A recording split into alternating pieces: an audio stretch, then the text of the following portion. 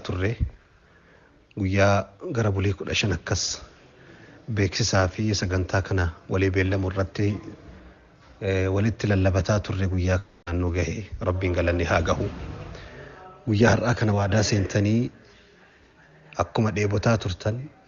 akkuma eeggataa turtan dhuftanii haasawa qofaa miti jechoota qofaa miti gocha hamilee namatti horu hojii gurguddaa seenaa ta'u ilmaan lafaa biqilaa jirtuuf fakkeenya akka alaabaa fageenya gaarreen abdii irraa mirmiru taatanii argamuudhaan rabbiin isin haa galateeffatu. Jazaakumullahu khayral jazaa isiniin jedha.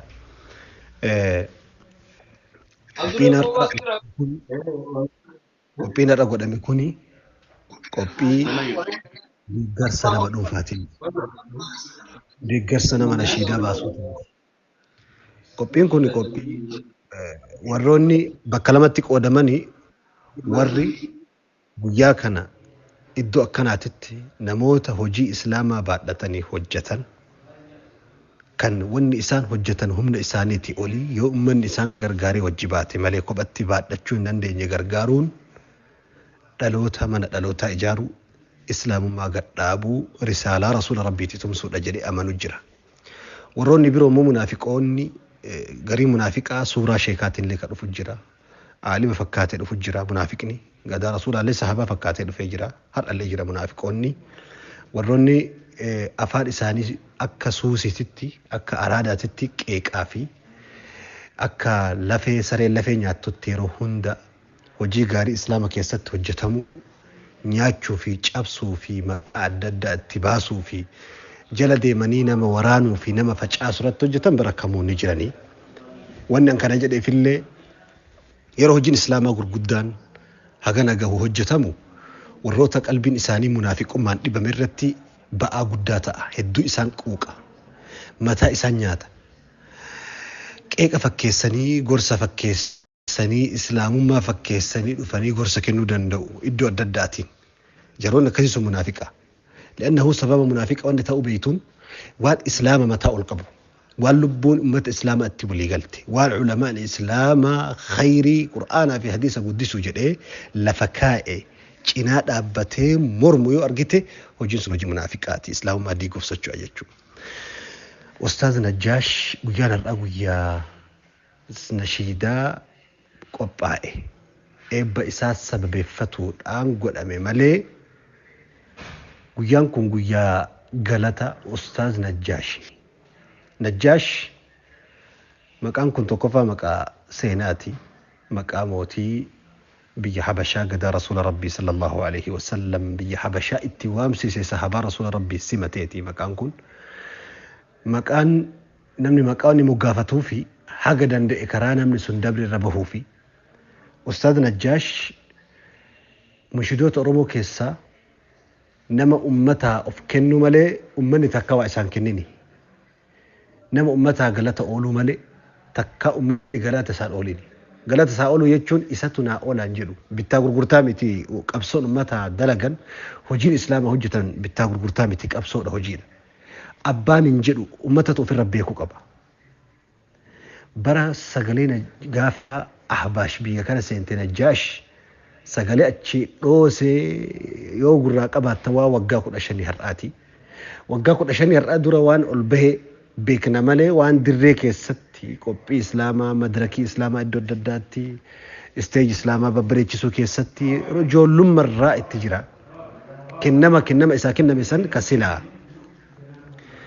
aartii gara birootitti gargaarsa rabbii ta'ee fedha rabbii ta'ee garan as dhufe dirree kanatti as cehe seenaa isaa siichi of duraaf ganaa dhagahuu deemtanii erga dhufee dirree kana qubate booda hojiin inni islaamaa hojjete har'a munshidoota Oromoo jiran keessaa munshidoota baay'ee qabna. Namoota jajjaboo haga nama 5-6 ni qabna. Yoo akkana jedhu ijoolleen lafaa marganillee guutuudha ni jira baay'ee qabna. Garuu warri ergaa baadiyaan nu hubatu ergaa baadiyaa nu dhayne waan biiroo sagaleen sheekotaa biiroo seenuu hin dandeenye gabayaa keessa galuu hin dandeenye nagdee bira dhaquu hin dandeenye warra mushidaa kanaaf fe'ee achi nu fide asfaaltii qoma hojjettoota mootummaa nu seenu tiraafiika karaa gubbaa dhaabbatu bira nu ga'u. Tiraafiikni hedduu khutbaa dhufeen dhageeffatu muhaadaratti hin argamu. Nashiidattu isa bira geesse ergaa rasuulaa. Biiroo warra waan adda addaatiin islaamummaa keessatti islaamummaa irraa fagaatee ofii maqaa islaamaa baadhatee biiroo adda addaa keessa jiru kan gurri isaa sheekotan dhageeffanne nashiidaa akka inni dhageeffate achi keessaan as affeeran godhe. Nashiidaa jechuun akka amma namni gariin walaloo wahii yookiin aartii godhee dhiheesseeti miti. Nashiidaa jechuun nashiidaa namni gariin aartii nashiidaan dhugaadha. Gosa aartii keessaa tokko aartii jechuun maqaa zamanni itti moggaase malee maqaa muuziqaa fi warra sirbu warra dubartii faarsuun wal qabata jedhamee tilmaamamu miti. Gariin nama aartii walaloo qofa se'a. Namni munshidaa kuni المنشد الإسلامي ينشد لله لا للمجد الشخصي دونفا إساتف نشيدا كان نجته قلبي تللب مالي قررت تللب مقاتو منشدة جدا مالي داعي لسقليرا إرقا رسول ربي لفكاني ديمانيتي وانتي هرّا داعين بفا ولالوتين سقليتو الشيء أمتها إهسو أفانتو هرّا آرتي وكين نشيدا جدامي كيس سقلي مالي دعوة ناطقة بالإيمان دعوة أفان إيمانة هاسوفتو كيساتو قرآن مربي سنبي فولولوت إهسو مالي غراغرون من دعوة حديث رسول ربي جدا سنبي فولولوت أمتا إهساني تلچني بريتشني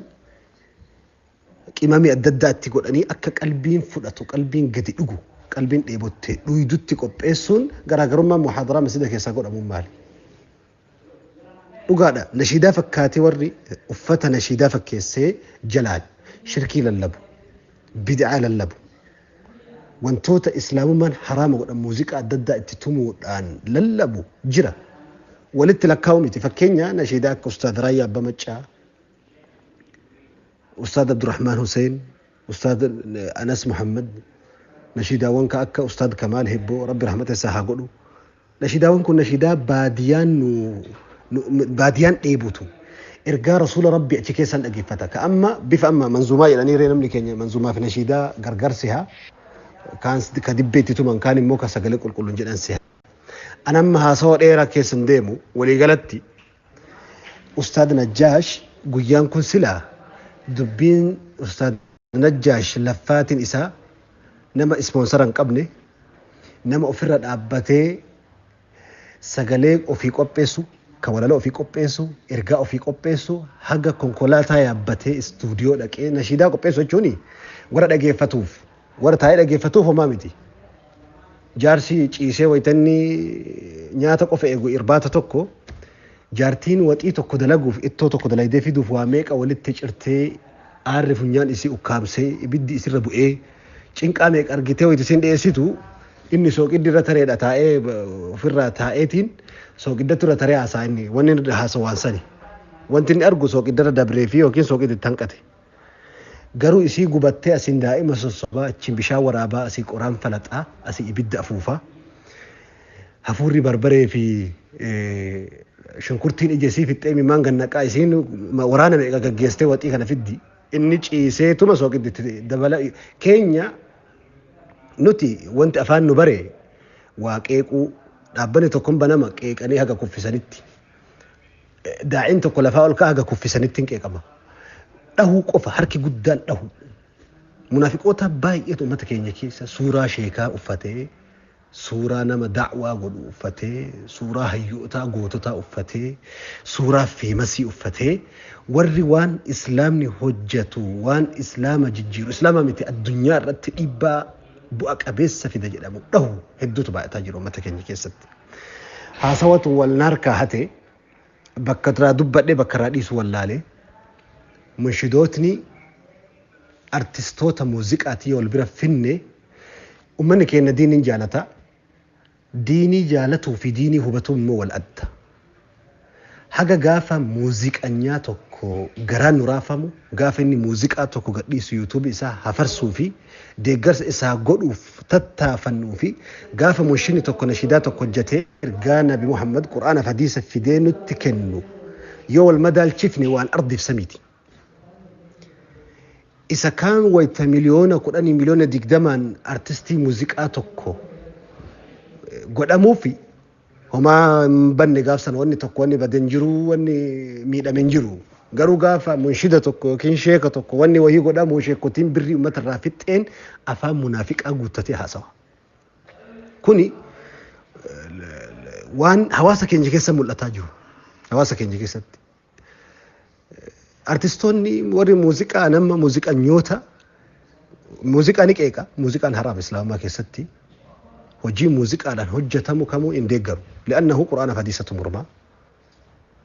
keessattuu yoo muuziqaan waan shirki of keessatti hammate keessattuu waan fakkeenya geerarsi qulqulluun kan muuziqaan qabne wanni biyyaa dubbatamu rakkoo hin qabu warri qabsaa'u jira sagalee adda addaatiin qabsaa'u jira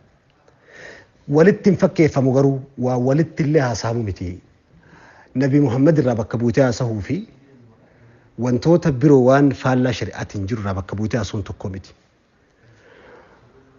gaafa kaan illee istaadeemii guunnaa gaafa kaan munshida tokko moo sharaa wayii jala wali qabamnee wayita wanni xiqqoon takka dalagamtu qiyaama bu'a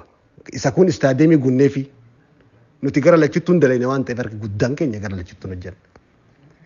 har'a nama 4,000 imoon dhufamee haasahamee nama 4,000 imoo gubbatti argamee wanni takkanaaf nama qiyaamaan bu'ee jira jechuudha anamma galata keessan dhorkuufi miti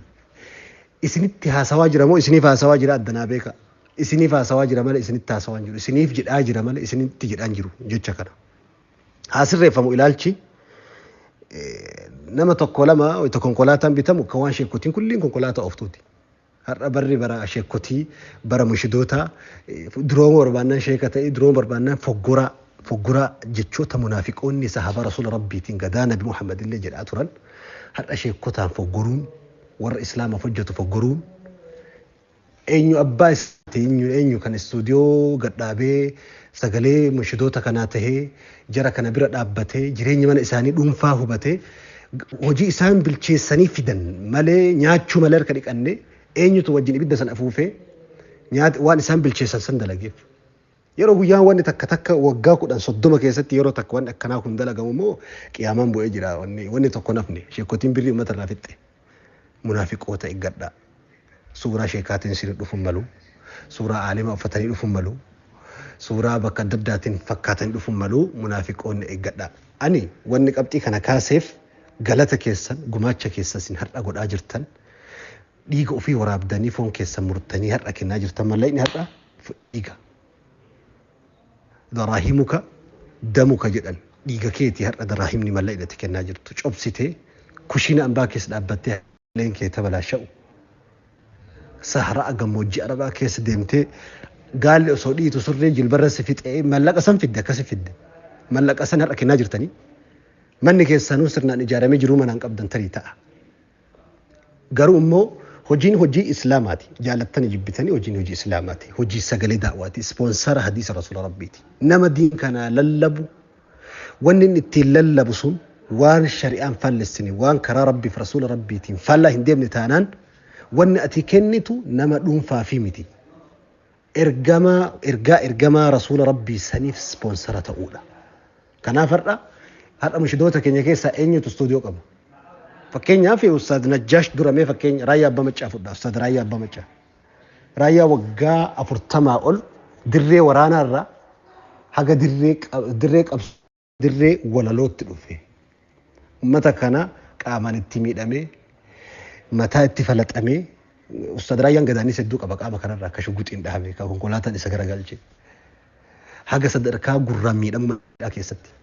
bishaan danfaa irratti naqamuu keessatti seenaa raayyaa gubbarraa beektan malee hedduu keessan beeku namni keenya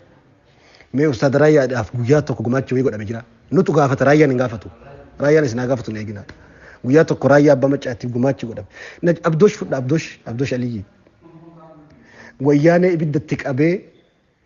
biyyuma tana keessatti dhukate isaa fi sheemikaa'il waa meeqa ta'anii haga namni sadarkaa siree janaazaatiin baatamuu jala gahu guyyaa tokko wanni godhameef jira nama firee tokko yookiin lama waggaa 10 keessatti yoo inni wayii godhame waan biyya guutuu godhame seenaa kanaaf ispoonsara nuti dhaabbata wayiillee dhaabbatuu qabna dhaabbata ulamaa keenya bira dhaabbatu ulamaa halqaa baadiyyaa warra sharaa jalatti qaraasisu meeqaatama yoo dubbanne kun galaana nu harka baheen dhumu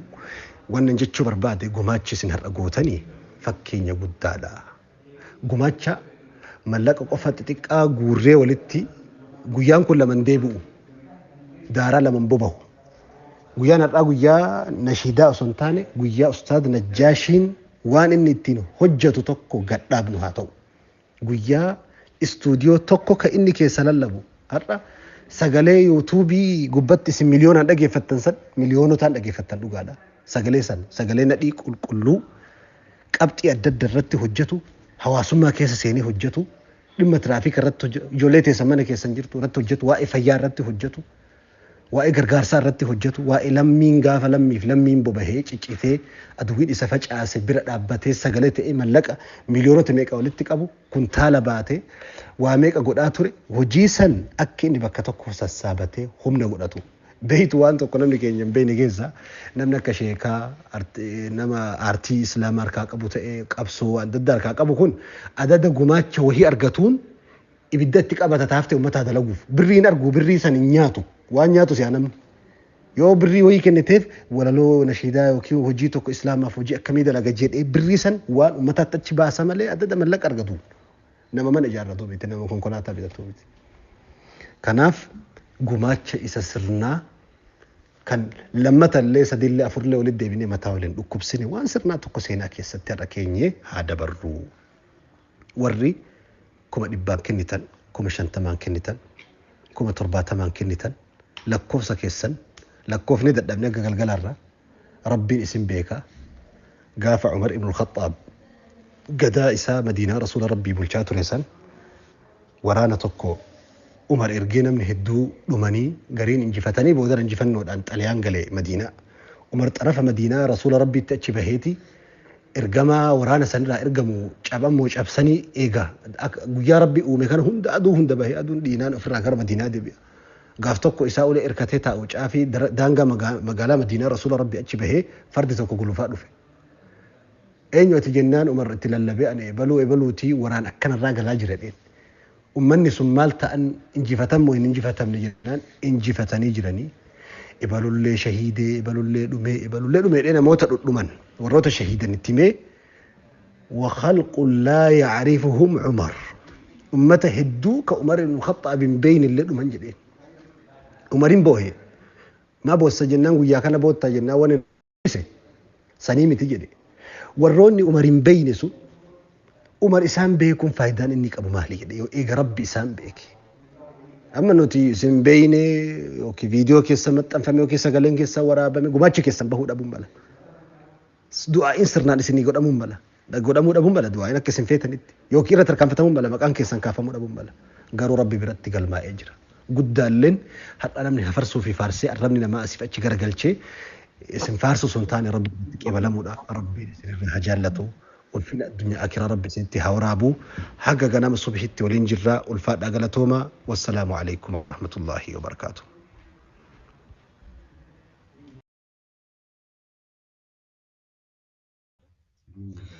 الله أكبر.